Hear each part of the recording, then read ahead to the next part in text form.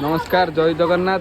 जहाँ हो खुशी लगुच help for people Shri Giridhari जीव चैरिटेबल ट्रस्ट तरफ जो आज अन्न बंटन काउड़िया भाई मान होता बहु मात्रा लोक आसी अन्न सेवन कर निहत भाव पुण्य कम जो पुण्य कमटी हेल्प फॉर पीपुल गिरिधारी जीव चैरिटेबल ट्रस्ट तरफ होता और बड़ छोट भाई मैंने भी आमको साहाय्य करते।